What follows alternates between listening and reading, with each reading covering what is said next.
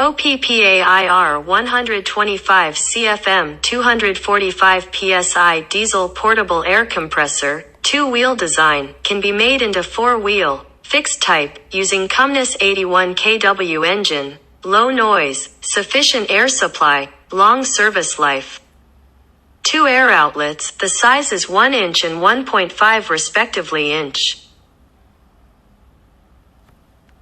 El compresor de aire portátil diésel OPPAIR 125 CFM 245 PSI, diseño de 2 ruedas, se puede convertir en 4 ruedas, tipo fijo, con motor Cummnis 81 kilovatios, bajo nivel de ruido. Suministro de aire suficiente, larga vida útil, 2 salidas de aire. El tamaño es de 1 pulgada y 1.5 respectivamente pulgadas.